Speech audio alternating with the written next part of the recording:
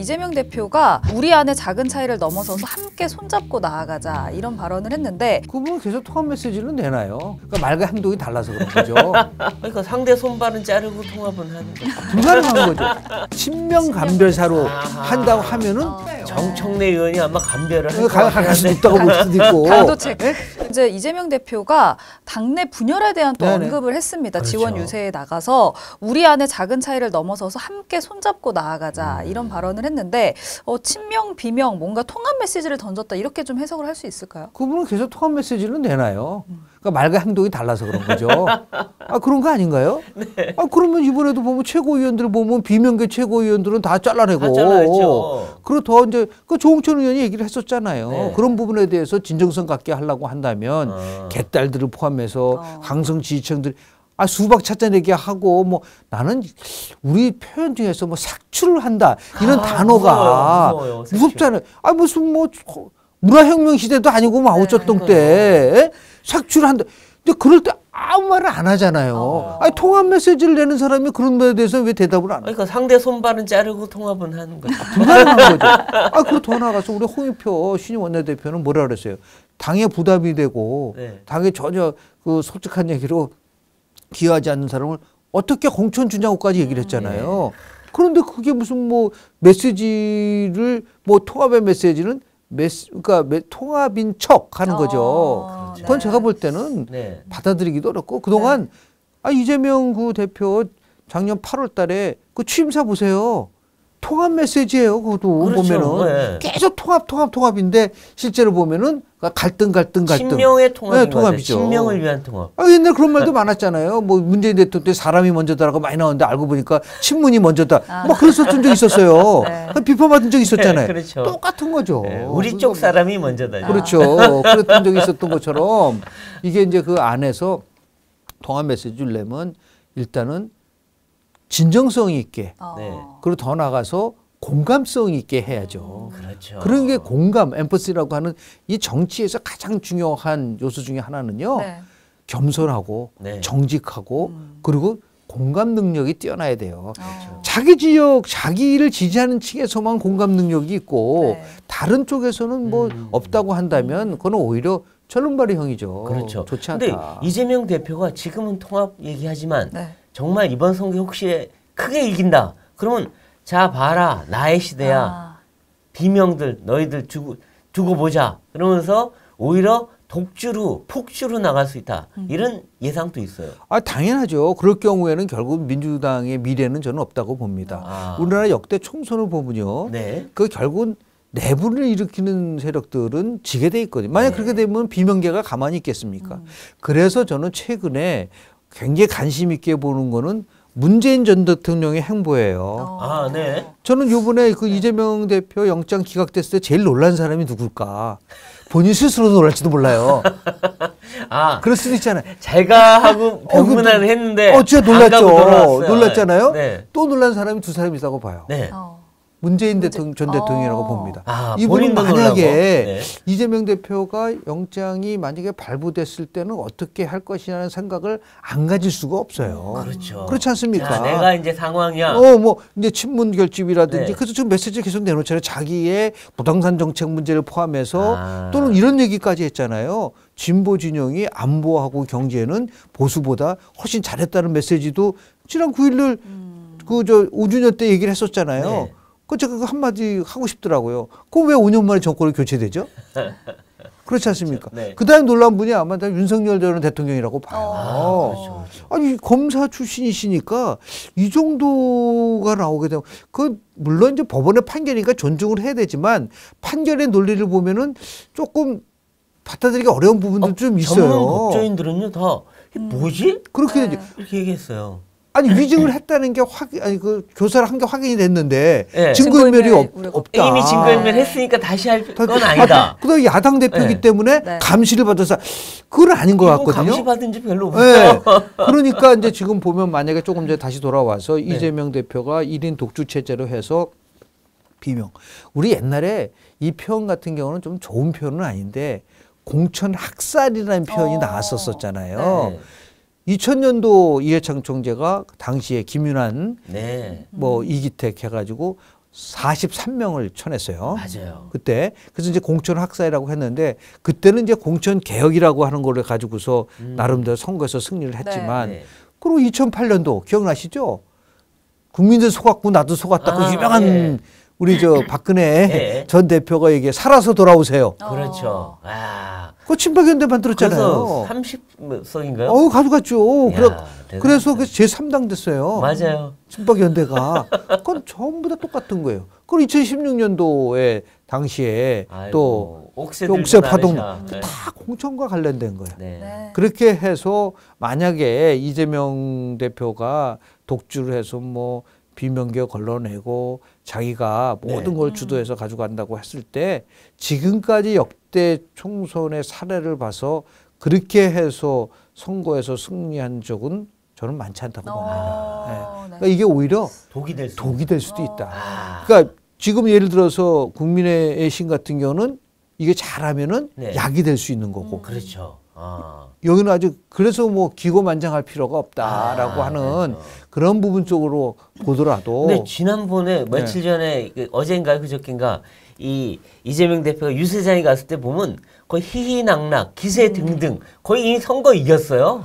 아니 근데 무슨 뭐 재판 받으실 때는 뭐 이렇게 안 좋으시고 아니, 힘이 없어서 재판을 못 받으신 분이 드신 분이 너무 재판 받으실 땐 그러고 여기 나오셔서는 뭐 얘기를 하고 그게 제가 얘기한 식으로 이제 뭐 여러 가지 각종 여론조사라든지 이런 걸 통해서 갖고 있는 것도 있을 수는 있겠으나 저는 그렇게 어느 한쪽이 일방적으로 과연 승리할까 만약에 그렇다고 된다면 정말 국민의힘에서는요 비상이고 그렇죠. 그리고 새로움을 변화를 줄 수밖에 없게끔 되는 부분들이 있기 때문에 지금은 울지만 나중에 웃을 수도 있고 그럼요. 지금은 웃지만 나중에 울을 수도 있고 6개월 후에는 완전히 다른 게임이 나올 수가 있는데 하나 흥미로운 거는 2014년도 세월호 아주 그 비극적인 세월호 참사했었는데요. 2015년 4월 달 재보궐선거 있었어요. 아마 기억이 나실 겁니다. 그때 박근혜 대통령 집권 2년 비슷해요. 2년에 있었던 국회의원 선거가 있었는데 4개가 있었습니다. 그 당시에 새천년 민주연합의 당대표가 바로 문재인 당대표 2월 달에. 근데 4월에 재보궐선거가 있었어요. 그런데 단 한 석도 새천년 민주연합이 못 얻어 가져갔어요. 새정치민주연합이. 그래서 그 오신환 안상수, 신상진 세 개 가져가고 광주는 천정배 무슨 가져갔었어요. 그러니까 이게 재보궐선거는 무조건 여당의 무덤이다. 꼭 그렇지도 않다. 꼭 그렇지는 않은 거예요. 그럼 왜 그러면 그 당시에 그렇게 차이가 있었느냐? 민주당 그 새정치민주연합에 문재인 대표에 대한 비토가 있었던 거예요. 그 당시에. 그때 당시에 호남이 그렇게 좋지 않았었잖아요. 마찬가지인 거죠. 지금 뭐 이재명 대표에 관련돼서 뭐 영장이 기각되겠다고 해서 무죄는 아니란 말이에요. 그렇죠. 아니죠. 이재명 대표에 대한 사법 리스크가 해소된 거 아니기 때문에 이게 여전히 실은 잠재돼서 남는 것이고 저는 그래서 영장 기각 이후에 추석 민심을 봤는데 의외로 윤석열 대통령 지지가 리얼미터 조사에서 1.7%포인트 올라갔고 정당 지도가 서울에서 비슷하게 나왔다. 이게 갖고 있는 것이 경장 기각 때문에 절대적으로 민주당에 유리한 구도가 만들어지지 것이다라고 하는 우리의 예상이 깨졌다고 볼 수가 있는 거죠. 그래서 뭐 이제 다른 뭐 정보를 가지고 물론 이제 승리를 뭐 낙담을 해서 그럴지는 모르겠으나 끝까지 뭐 열어봐야 되지 않겠는가. 그렇죠. 맞습니다. 근데 어제 이제 국정원에서 놀라운 분석을 하나 내놨는데 선관위 개투표 시스템이 해킹에 취약한 점이 지금 다수 발견됐다는 내용입니다. 이 때문에 이제 국민의힘 측에서는 강서구청장 보궐선거 수개표 해야 된다. 뭐 이제 이런 주장이 나오기도 했는데 이 부분 좀 어떻게 보셨는지. 글쎄요, 이거는 정말 심각한 문제죠. 만약에 이제 국정원 관련된 그래서 우리 사전 투표 논란이 그동안 많았었잖아요. 그래서 이제 저는 이제 개인적으로 지난 총선 끝나고 나서 난 중앙선관위가 왜 그런 거 저도 이제 선거학회 회장으로 하면서 중앙선관위랑 이제 많이 우리가 이제 회의도 하고 했었었는데 그 당시에 이거 좀 이상하다라고 하는 지역 10군데만 조사를 했었으면 됐었어요. 아, 그렇죠. 그럼 많은 것도 아니에요. 이거 진짜 굉장히 쉬운 거리죠. 네. 재검표를 다 해보고 나서 맞춰봤으면은 이게 사전투표상에 문제가 있었던 건지 아닌지가 확인이 됐는데 그런 걸 안 해버렸잖아요. 네, 그건 좀 우리도 선거법상의 문제가 뭐냐면 재심 신청을 한 지역에 한해서만 하게끔 돼 있는 부분들 이것도 고쳐야 되는 거죠.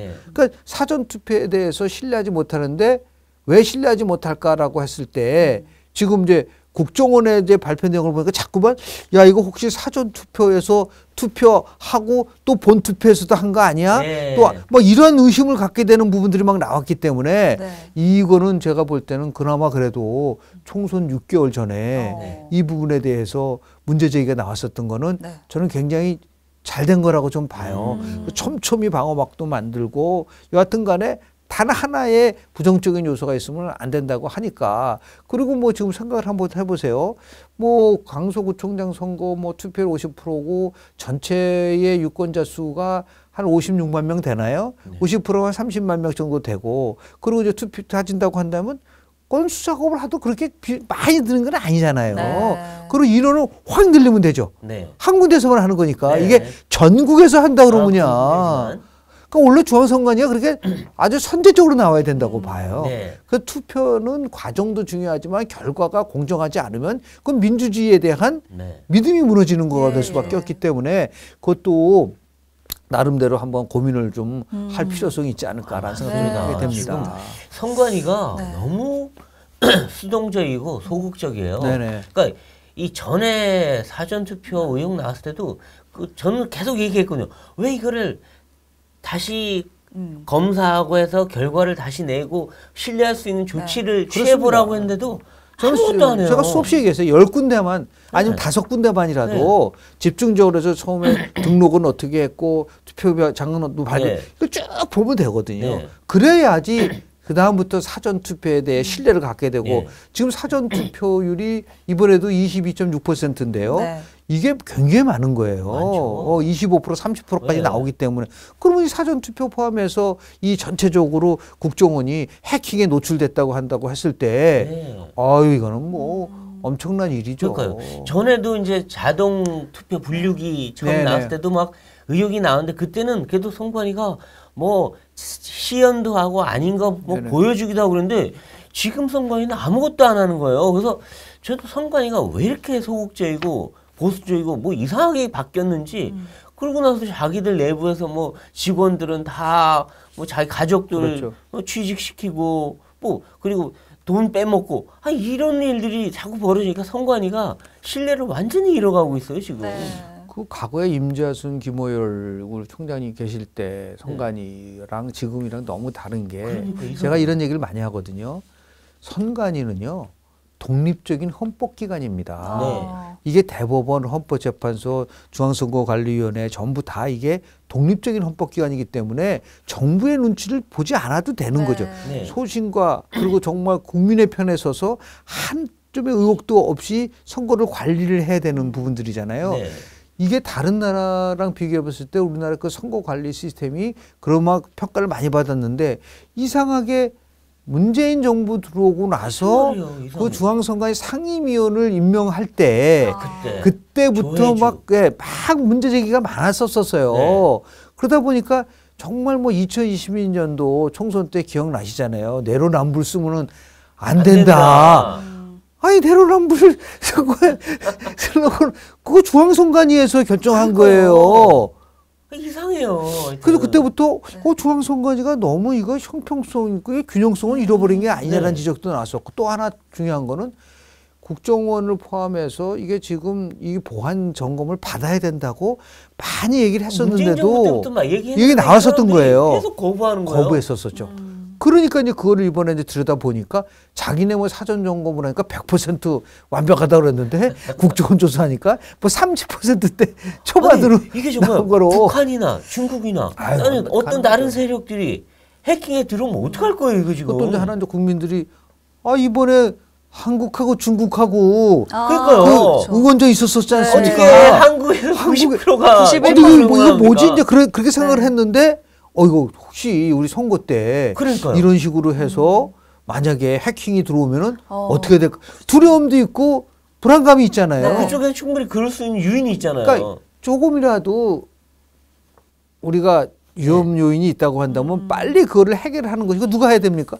중앙선관위가 스스로 해야죠. 그렇죠. 그런데 지금 엄밀하게 따지면 뭐 채용 비리를 보면서 야 이게 참 도덕적 해이가 너무 심하구나라는 거를 우리가 깨닫게 돼서 이번 기회에 중앙선관위가 정말 독립적인 헌법기관으로서의 위상을 갖출 수 있도록 혁신을 해야 될 거라고 저는 봅니다. 근데 선관위원장이란 분은 빨리 가겠다고 대법원장 차 뒷꼬리 물고 가고 참 이게 창피해요. 아니 그래서 제가 그 우리 저 한국 선거학회 등등에서 많이 얘기했었던 건 뭐냐면 왜 대법관이 중앙선거관리위원장을 해야 되냐는 거죠. 그건 상권분립에 어긋나는 거예요. 60년대 처음에 중앙선거관리위원회를 만들어 선거를 관리해야 되니까 그 관리 부분에 대해서 예를 들어서 법조, 판사분들 지금 각급 선거관리위원회 있지 않습니까? 지방위원장 다 판사들 해요.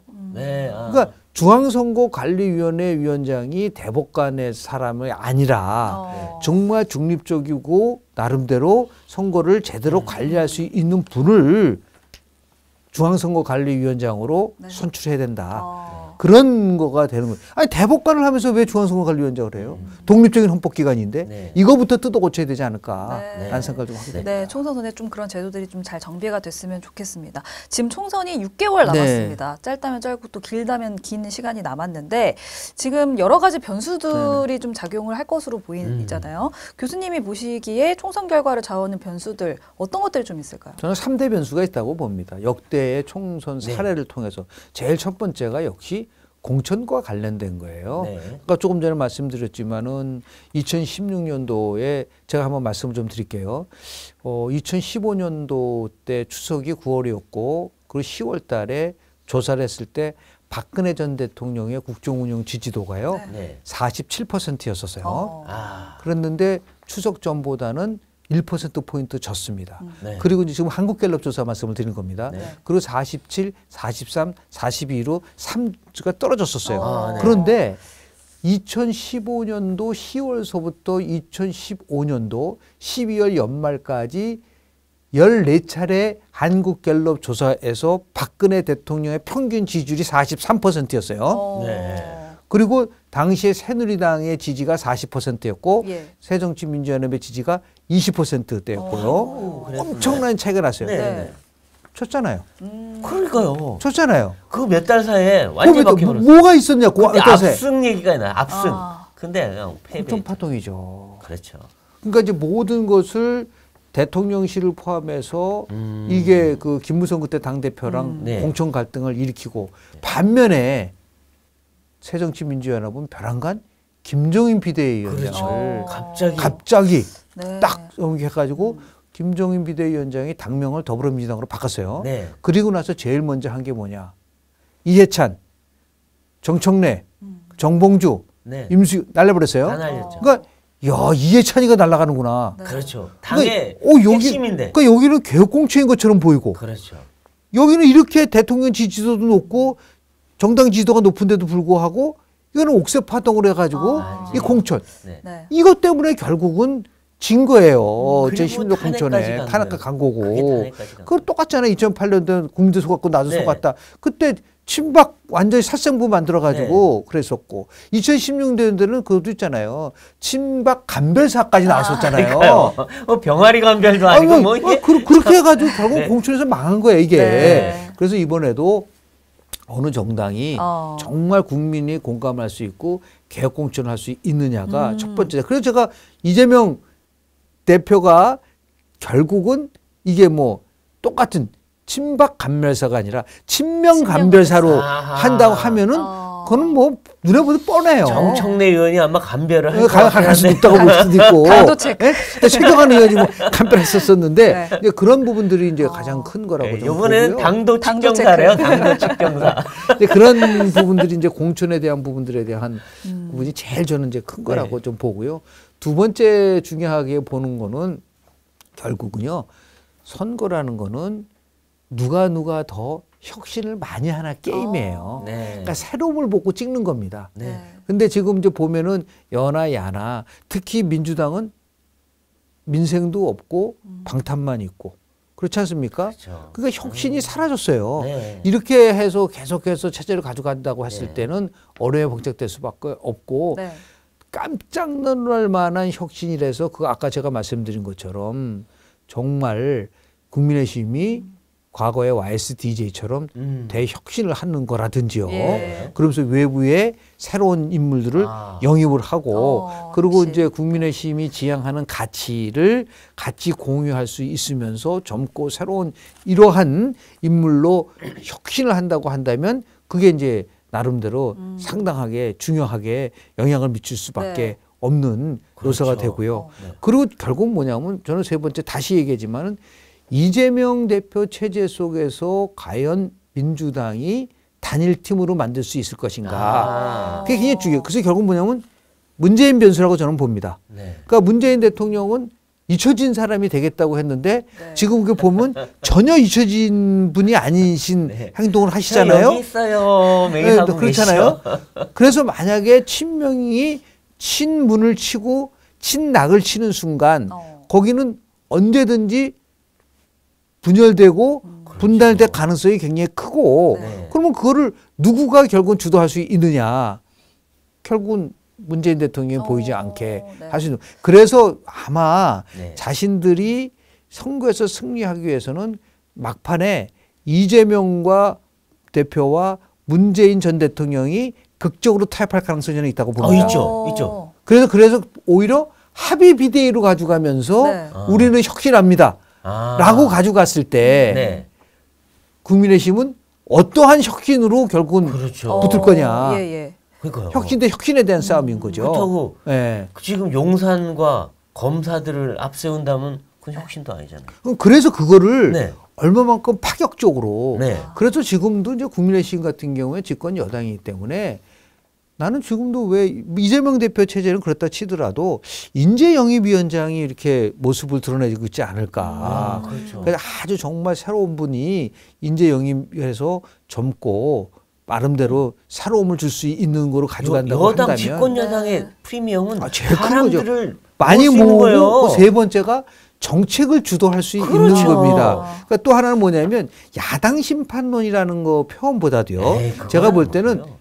지난번에 정권 교체했잖아요. 국민의힘한테 필요한 거는 의회 권력 교체. 네.